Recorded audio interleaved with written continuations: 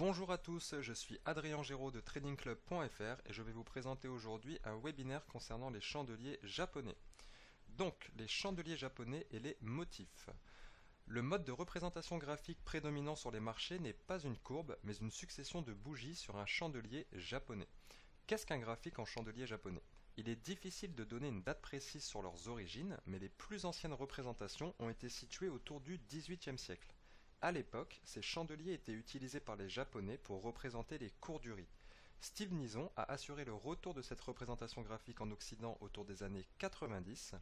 Donc inventés par les marchands japonais à cette époque pour prévoir les cours du riz, ils ont fait un retour en force en Occident dans les années 90 grâce à Steve Nison.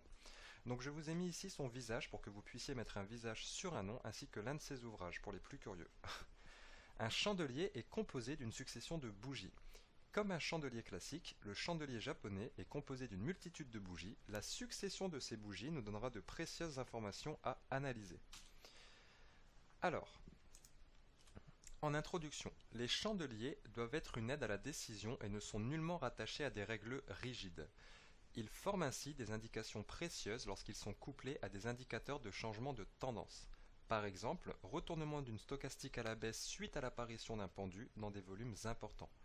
Petit a, analyser l'apparition d'un chandelier dans une tendance de prix qui le précède.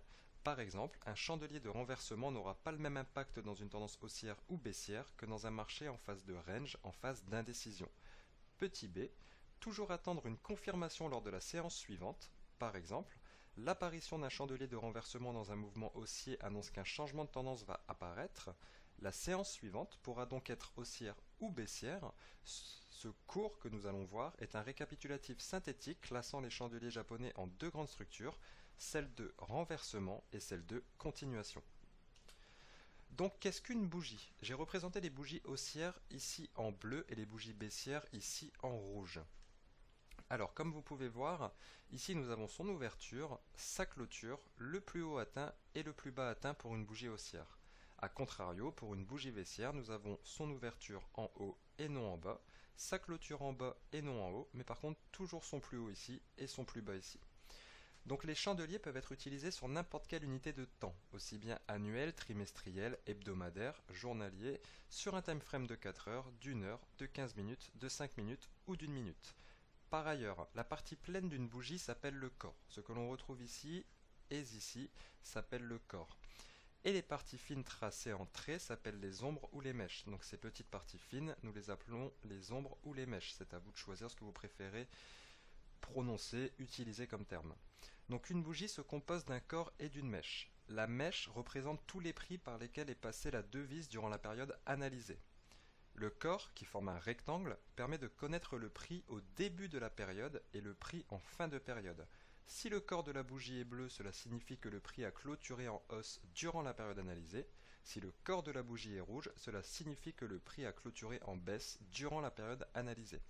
Pour que vous compreniez bien, on peut avoir le prix qui ouvre ici, donc sur cette bougie haussière, qui va descendre ici à son plus bas, pour ensuite remonter jusqu'ici à son plus haut, mais finalement clôturer ici. C'est pour ça donc qu'on a le corps ainsi que les mèches qui représentent le plus bas et le plus haut. Voilà pour les bougies. Donc, comment lire une bougie? À la clôture d'une bougie, une nouvelle bougie apparaît. C'est toujours comme ça. Cette nouvelle bougie apparaît sur son seuil d'ouverture. Durant la période de temps nécessaire à la clôture de cette bougie, le cours va osciller et l'empreinte de cette variation est mémorisée par les mèches de la bougie. Si au terme du temps imparti à la formation de la bougie, le cours est en dessous du seuil d'ouverture, la bougie sera donc baissière et inversement. Donc on en revient exactement à ça. Le prix, le cours aussi comme ça, son plus bas pour monter à son plus haut, mais finalement clôturé ici, donc au-dessus de son prix d'ouverture, c'est une bougie haussière. A contrario, pour une bougie baissière, on ouvre ici, le cours peut monter et descendre jusqu'ici pour finalement clôturer là. Donc c'est une bougie baissière.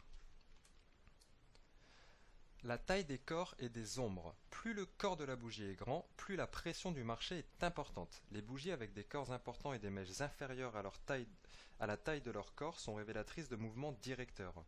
Mais à l'opposé de ce type de bougie, il en existe aussi formés de petits corps et de longues ombres. Ces bougies induisent une phase d'hésitation des cours. On les appelle des toupies. Donc retenez bien, ça les toupies, c'est très connu également. Donc il y a deux interprétations possibles. Soit on prépare un retournement, soit on se trouve en phase de consolidation. Dans les deux cas, on retiendra une certaine incertitude. Donc, comme vous pouvez voir ici, donc les bougies, petit corps, donc tout petit corps là, et des mèches plus importantes. Après, il y a également les doji. Le point commun à tous les doji, et par ailleurs ce qui en fait aussi leur distinction, c'est que ces bougies ont le cours d'ouverture exactement placé au même endroit que leur cours de clôture, ce qui veut dire qu'elles n'ont pas de corps. Tous traduisant une forte hésitation, il en existe pourtant quelques-uns présentant certaines particularités, donc voici quelques représentations. Donc on a le doji en croix, comme vous voyez je vous ai dit il n'y a pas de corps, peu importe le doji, il n'y a pas de corps. Donc on a le doji en croix, le doji porteur d'eau, le doji en croix inversée, le doji dragon et la pierre tombale. Donc comme on peut voir, le doji en croix et le doji en croix inversée forcément sont des opposés, et on voit aussi que le doji dragon et la pierre tombale le sont également. Donc qu'est-ce qu'un doji en croix? Le doji en croix possède une mèche basse au moins 2 fois plus grande que sa mèche haute. Signal général d'hésitation, placé dans une hausse, il sera un signal baissier. Donc comme on peut voir, une mèche basse 2 fois plus importante que sa mèche haute. Et le cours d'ouverture-clôture ici sans corps. Le porteur d'eau, celui-ci, il est simplement formé par une barre horizontale située au milieu du segment vertical, donc cette barre horizontale au milieu de ce segment vertical. En quelque sorte, il représente l'hésitation la plus complète, puisque ni les haussiers ni les baissiers ne remportent quoi que ce soit sur cette bougie. Après, nous avons le doji en croix inversée, le troisième.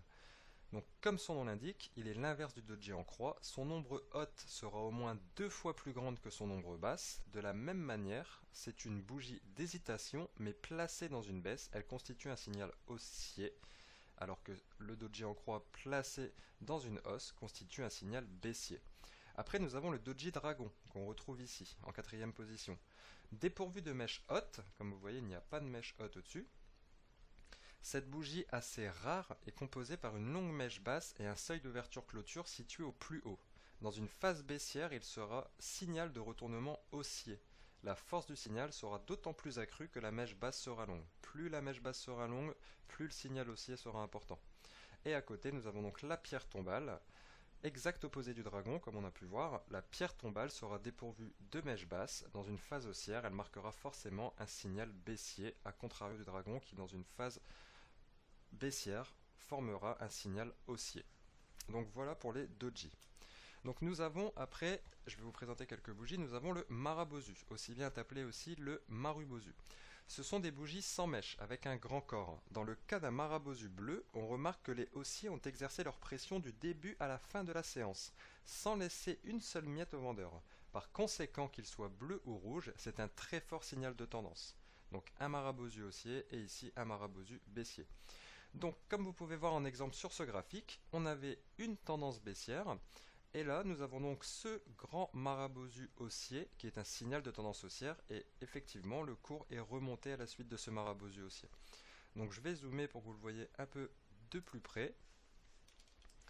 Hop.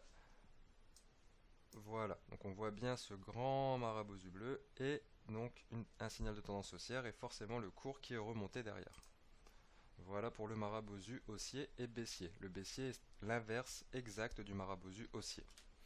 Après, nous avons les marteaux et les pendus. Le marteau et le pendu sont la même figure. Leur couleur n'a que peu d'importance. Comme on peut voir, c'est effectivement la même figure. Donc, caractérisé par un petit corps sans ombre haute ou très courte et par une longue ombre basse. Bien que le pendu et le marteau soient parfaitement similaires, on peut les différencier en pratique par rapport à leur position dans un mouvement. Donc, comme on peut voir, c'est un petit corps avec une longue ombre basse et il n'y a pas de mèche au-dessus. Mais il peut quand même par moment y en avoir, mais il faut qu'elle soit réellement très courte. Et le marteau situé nécessairement dans une phase baissière, il représente un bon signal de retournement haussier. Donc je suis parti vous chercher un exemple donc d'un de ces retournements, d'un signal de retournement haussier avec ce fameux marteau. Donc je vais zoomer pour que vous voyez mieux. Voilà. Donc comme on peut voir, on a cette tendance baissière et ici on a donc ce marteau. Donc on a cette longue mèche basse, ce petit corps et regardez bien, je vais zoomer encore une fois. Voilà, et on voit ici, juste sous l'étoile, une toute petite mèche haute. Exactement comme on a dit, il faut qu'elle soit très courte. Donc on avait ce signal baissier, hop, ce marteau, et là donc nous avons un retournement haussier et le cours qui est remonté. Voilà pour le marteau. Après nous avons aussi le marteau inversé et les étoiles filantes. Donc ce sont les figures opposées au pendu et au marteau. Ils possèdent un petit corps, n'ont aucune ombre basse ou très courte encore une fois, et sont pourvus d'une grande ombre haute. Donc petit corps comme vous voyez, la couleur n'a toujours pas d'importance. Et nous avons donc cette longue mèche, cette longue ombre haute. Donc comme vous avez compris hein, sur les graphiques, effectivement il y a souvent ce rapport par exemple de marteau, marteau inversé, le doji en croix, le doji en croix inversé. C'est quelque chose qui revient régulièrement, donc ne soyez pas étonnés. Et donc de la même manière que précédemment, même s'ils se ressemblent, nous pouvons les différencier par rapport à leur position relative dans un mouvement. Par exemple, l'étoile filante placée dans une phase haussière constitue un signal baissier, à contrario du marteau. Donc comme vous pouvez voir, on avait cette tendance haussière qui était là, hop, et là donc nous avons cette étoile filante donc qui suggère un retournement baissier et effectivement le cours a baissé à la suite de ça. Donc je vais zoomer pour que vous voyez de plus près. Voilà, donc on a bien ce mouvement haussier, excusez-moi, ce mouvement haussier, cette longue mèche, et regardez encore une fois ici, je vais retirer mon curseur, il y a bien une petite mèche basse, mais il faut qu'elle soit très courte, hein, comme on l'a précisé, pour le marteau. Donc ça c'était pour l'étoile filante, le marteau inversé. Après, il y a aussi les figures constituées de deux bougies. Donc on a l'avalement ou l'englobante. Donc ce sont des figures simplement formées en deux bougies. Sa caractéristique étant que la première bougie est inclue dans la seconde. La couleur de la première bougie n'a pas d'importance. C'est celle de la seconde qui détermine le sens. Cette figure donne d'excellents signaux d'entrée. Donc je vais zoomer tout de suite pour que vous voyez bien. Hop. Voilà. Donc on a ici une petite bougie rouge qui est englobée donc par une grande bougie bleue. Donc c'est un signal d'entrée à l'achat. Je vais encore une fois zoomer pour que ce soit mieux. Donc une petite bougie rouge englobée donc par cette bougie haussière. Et forcément c'était un signal d'entrée à l'achat et le cours est remonté. À la suite de cette petite tendance baissière, le cours est remonté suite à cette englobante haussière. Donc voilà pour les englobantes. Donc pour l'englobante baissière, c'est la même chose dans l'autre sens forcément. Après nous avons le harami, donc la figure opposée à l'avalement. Comme vous avez pu le voir avant, l'avalement c'est petite bougie et grande bougie derrière. L'harami c'est grande bougie et petite bougie qui suit. Donc la figure opposée à l'avalement, elle se caractérise par une deuxième bougie inclue dans la première. Donc comme précédemment, la couleur de la première bougie importe peu, par contre cette figure est moins fiable que l'avalement. Donc je vous ai mis un exemple ici. Voilà, donc vous voyez une grande bougie baissière cette fois-ci qui englobe donc une bougie haussière et le cours a donc chuté, c'était un signal d'entrée à la vente. Donc je zoome encore une fois pour que vous le voyez vraiment bien. Une grande bougie baissière qui englobe une bougie haussière moins importante. Voilà pour les haramis. Et nous avons aussi les figures de 3 bougies. Donc par exemple l'étoile du soir, figure très connue, constituée de 3 bougies, elle forme en quelque sorte un pic. Un schéma fera meilleur office d'explication qu'un paragraphe. Donc comme vous le voyez, la couleur de la bougie centrale n'a pas d'importance et c'est une bonne figure de retournement baissier. Donc là on a une bougie haussière, une bougie haussière, une bougie baissière, bougie haussière, bougie baissière, bougie baissière. Donc comme on peut voir, ça n'a pas d'importance. L'important c'est d'avoir une bougie haussière et baissière à la suite de ça.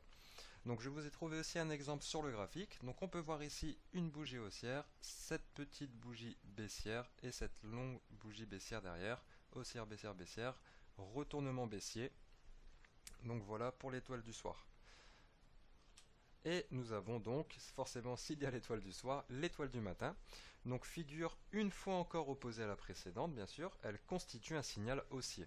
Donc c'est pareil, hein, la bougie du dessous n'a que peu d'importance, la couleur de la bougie du dessous n'a pas d'importance, il faut donc une bougie baissière suivie d'une bougie haussière. Donc concernant tout autant les étoiles du soir que les étoiles du matin, un doji sur la deuxième bougie renforce clairement le pouvoir de prévision de la figure.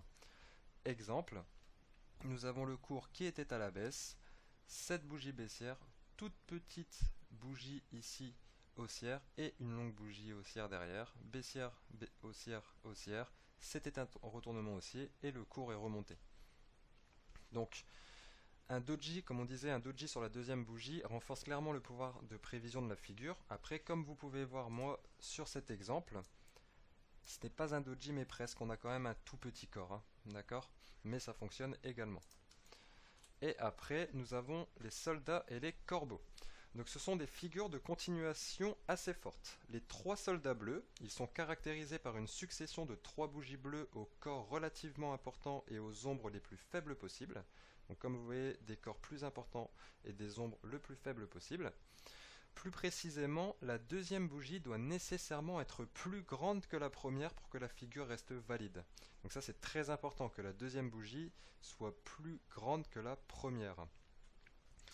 Et nous avons donc les 3 corbeaux rouges, donc à l'opposé des 3 soldats bleus. Ils reprennent les mêmes caractéristiques techniques, hormis le fait que les bougies sont rouges, que les bougies sont baissières. Donc je vous ai mis l'exemple ici. Comme vous voyez, il y a marqué les 3 soldats blancs et les 3 corbeaux noirs.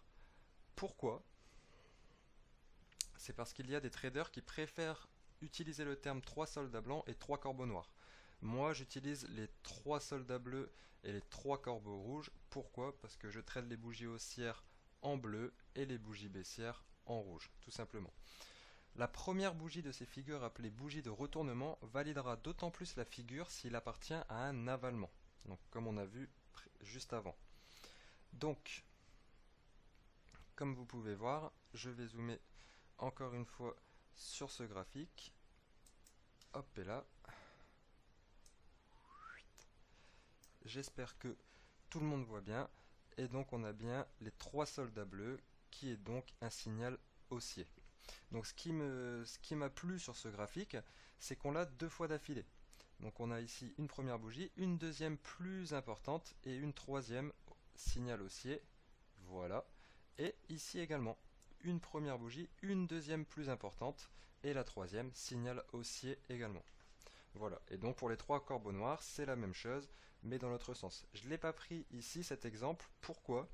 Parce que comme vous pouvez voir, la première bougie est plus importante que la seconde. Et à retenir que la seconde bougie doit être plus importante que la première. Donc voilà pour les soldats et les corbeaux. Donc conclusion sur les figures de chandeliers japonais. En conclusion de ce cours, nous avons fait une première approche de l'analyse graphique à travers la lecture des chandeliers japonais. Aussi simple que cela paraît, la bonne lecture d'un chandelier peut vous conduire à réaliser de belles performances. Les bougies reflètent au mieux le sentiment du marché. En maîtrisant les différentes figures, vous serez à même de prévoir tout type de scénario, allant d'une simple consolidation jusqu'à l'inversion de tendance, rien ne vous échappera. Malgré la présence d'un nombre incalculable d'outils forex en analyse technique, la lecture des chandeliers reste assez souvent un des outils privilégiés par les plus grands traders. En l'occurrence, je ne me considère pas comme un très grand trader, je ne me permettrai pas d'avoir de dire ça, mais par contre il est vrai que je suis énormément ces chandeliers et ces bougies pour mon analyse personnelle. Voilà. En tout cas, j'espère que ce webinaire vous a plu, qu'il sera constructif pour vous. Je vous souhaite donc une très bonne fin de journée et le plus important, de bons trades à tous. Au revoir.